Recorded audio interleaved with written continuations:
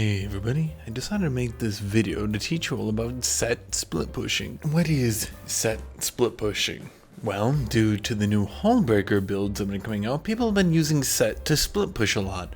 What does it mean to split push? I'm not going to have time to teach you what split pushing means. Not what we're teaching you about all this set split pushing. Let's stay focused. The number one question many of you have is, why has Hullbreaker become so popular lately? Now I've answered that a lot of times, but it doesn't hurt to answer it again. Due to the recent bruiser item update, Sterak's Gauge has been nerfed rather substantially. Since Sterak's Gauge and Hullbreaker were competing for a slot, now Hullbreaker has become a lot more desirable on a lot of champions.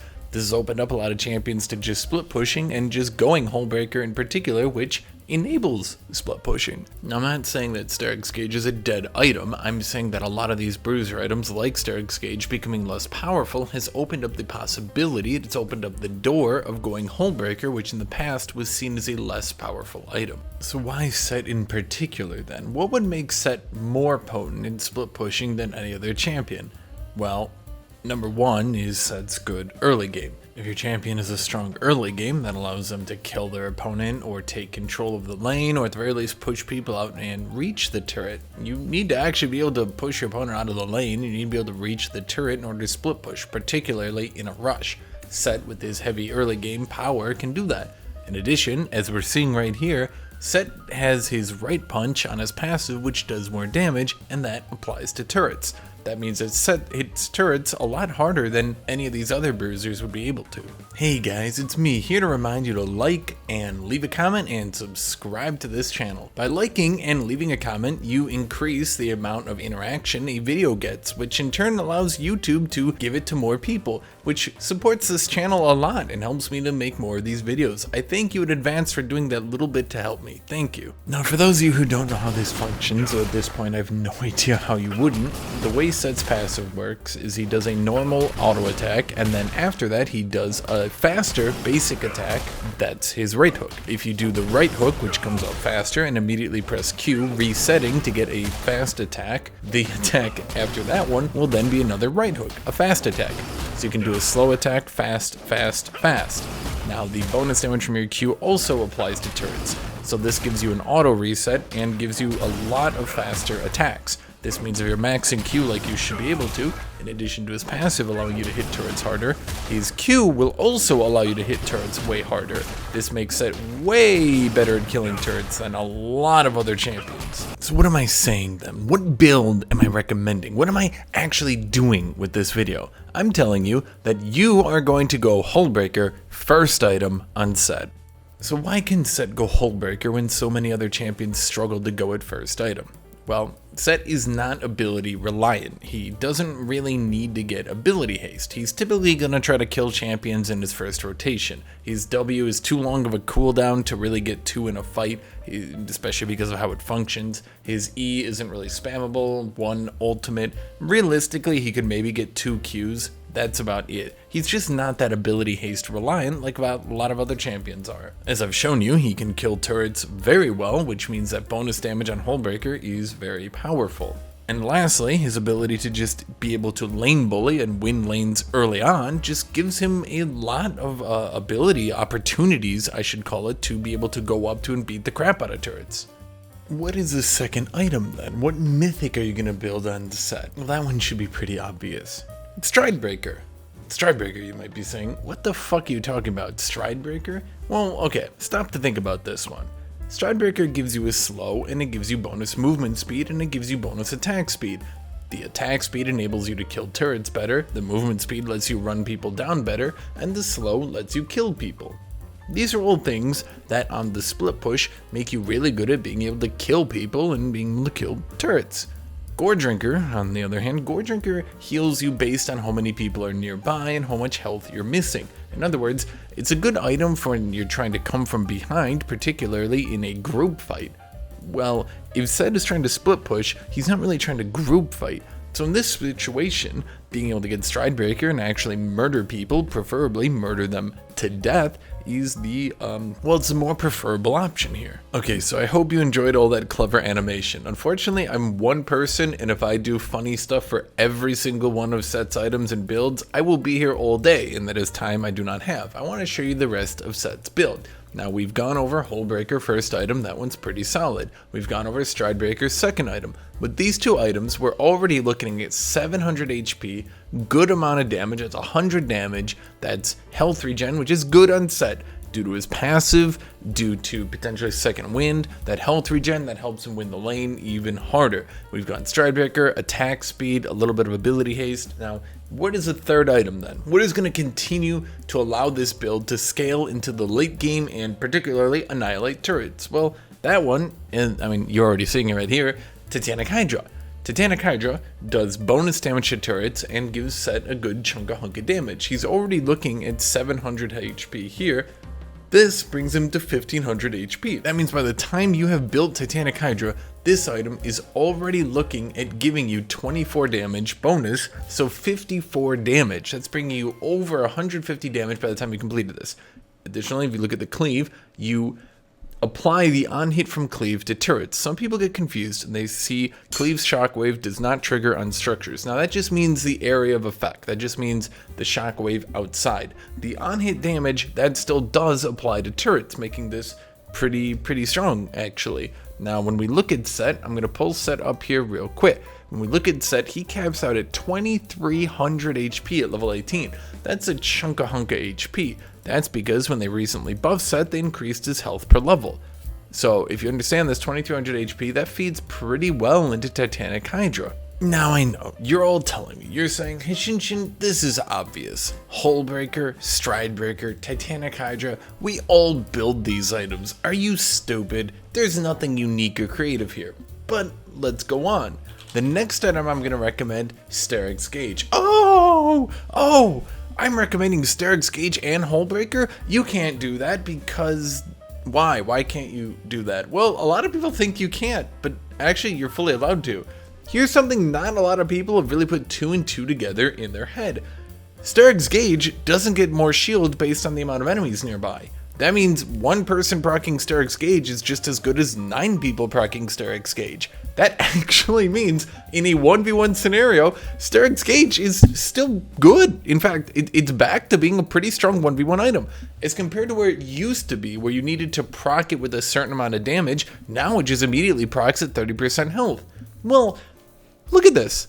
You have 500 health here, 400 health here, 300 health here. That's a total, what are you looking at? That's 1200 health. Oh, but wait, with this, that's 1600. 1600 health. 75% bonus HP of 1600 health. This Steric's Gauge. Remember, you're getting the resistances off Hullbreaker if you're on the split push. These are all giving you damage to annihilate turrets, and in comes the Steric's Gauge that doesn't allow you to lose 1v1. If you're fighting an assassin, if you're fighting a high damage bruiser, in addition to all these items scaling up your W really hard, this is somewhat reminiscent of Mathematical Set. This item says, oh, you're fighting Zed? Well, Zed can't burst you anymore. Ta-da! That's pretty effective. So this one is going to be a bit of the surprise build because a lot of people, for some reason, they don't realize you can build Steric's Gauge and Hullbreaker right now. So I'm going to defend my choice here a little bit more. I've leveled up my character to level 16, so we're not even level 18. I've bought the 4 items I've just recommended you guys to get, and when we look here, what do we see? My W, with no stacks to conquer, not even being level 18, is already up to 1400 true damage.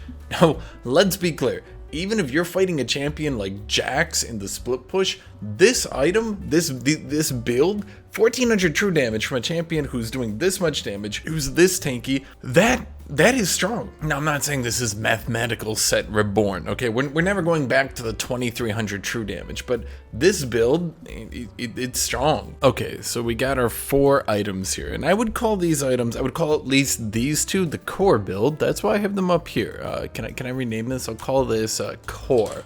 I will call these the 2 core items that you're gonna build in every game. These 2 items I'm gonna call the additions.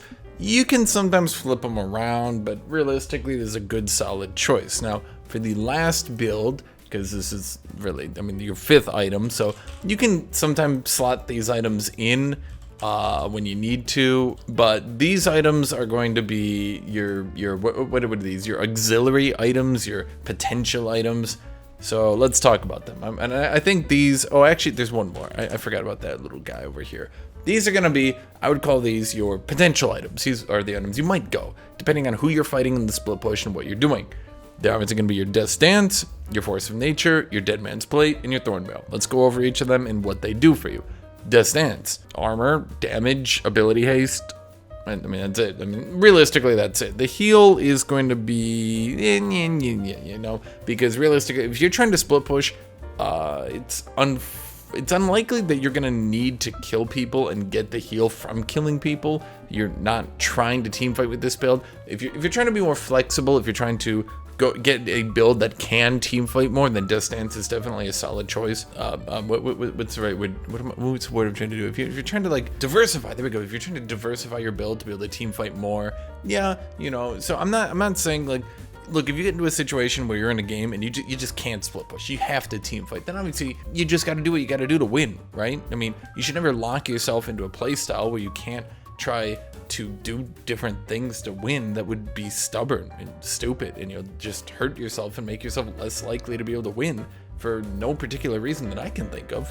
So yeah, if you've gotten this build, Hullbreaker, look, it's still giving you 400 HP, 50 damage. In that situation, yeah, you can try to slot in a distance, you can try to team fight more. Force of Nature, what does this item do? Lots of movement speed and fuck you to magic damage. If you're in a situation where you need to split push against a Rise or an Akali or a Vladimir or something like that, some people will say, oh, go Mav Malmortius. Fuck Mav Malmortius. Force of Nature. This item is the biggest middle goddamn finger. This is the biggest fuck you to magic damage that this game has had in such a long time. I assure you, anyone who builds this item, you can go this item 3rd. If you truly need to, you can go this item 3rd. It will do solid. If you have to split push against a Rise and a Akali, there's just nothing you can do. And you're just like, wow, they're just kicking my ass. I promise you, you try this item once and you're just going to be like, oh my god, Hashinshin. I was wrong, and I didn't know how wrong I was. I've been pushing this item on a lot of people for a very long time. This item is so crazy good. I've been going this item on Aatrox instead of Spirit Visage just because it's so good at just shutting magic down. Dead Man's, okay, this item is weak. Realistically, the only reason to go Dead Man's Plate is you're splitting against some sort of ranged damage dealer, maybe an Akshan, a Quinn, something like that. And you gotta go Dead Man's. I don't like it at all. I think this item is deliberately understat by Riot. I know why it's understat. They don't want it to be good, but with how amazing, just incredible Force of Nature is, Dead Man's feels like shit next to it. Sometimes if you need to win a game, you need to win a game. And if you want to win a game, sometimes you got to go with the item that you feel bad going, because it's just going to be the piece of the puzzle, the last missing piece of the jigsaw that you need. Maybe this is just the way to get into range of Quinn that you need. Now, of course, we got Thornmail. Why would you go Thornmail? That one's fairly obvious. You're playing against someone like Aatrox. I mean, if you gotta shut down someone healing, you gotta shut down their healing. Set is particularly prone to champions who are just gonna out heal him. Fairly obvious to me, right? I mean, if someone's gonna out heal you, then you gotta stop their healing. That's obvious. And I would say that then would complete Set's build, and that would complete the build that I'm trying to recommend throughout this video. This is the build. Hullbreaker, Stridebreaker, Titanic Hydra, Sterix Gauge, one of these 4. I would say by default, it should probably end up being Thornmail. That one should be kind of obvious. I mean, by default, you're probably leaning against someone with healing. But again, Force of Nature if they're magic damage. If you can't get in range, Dead Man's is pretty solid. Death's Dance, I mean, these are all solid items. Now, there's one little thing I'm going to make you aware of because it can fuck you over. Death's Dance will bleed into Sterix Gauge, as in the bleed will then be blocked by the Sterix Gauge shield. But when you're taking damage during the Sterix Gauge shield, that damage is converting into a bleed. It is not, in fact, all going to the Sterix Gauge shield like it used to. That's just something to be aware of, because Death's Dance and Sterix Gauge do have a bit of anti-synergy. There are times, particularly because remember, Sterix Gauge shield rapidly disintegrates. You don't get it for the full duration. When you're putting damage into a bleed instead of just taking it fully, Death Stance will make this Sterix Gauge shield worth less, and you will end up actually devaluing your Sterix Gauge, because more of it is just going to dissipate instead of blocking damage. That's just one thing I want to say, and that would be a pretty good, in my opinion, I think this is a pretty good explanation of this build and everything. So with that, I want to thank everybody for watching. I want to thank everybody for being here. I know you guys have been requesting a lot more of these build videos. I want to reiterate that I only do these videos when I actually think a build is worth doing. We're not doing clickbait here. If a build is worth doing, if I've experienced it, if I've fought it, if I legitimately think to myself, wow, that build is something worth talking about, then I'll do a video like this. So that's what this is. So once again, thank you all for watching. Special thank you to my Patreon supporters. You can find the link in the description. Joining my Patreon for as little as $3 a month supports me greatly and helps me make more of these videos. Additional thank you to my YouTube supporters, the YouTube members, and those sorts of people. Remember, Patreons and YouTube members, they typically get more early access to my videos. So for everybody else, just liking and subscribing helps me a lot, and I appreciate that. So thank you for that. And I hope all of you have a great rest of your day. Bye-bye, everybody.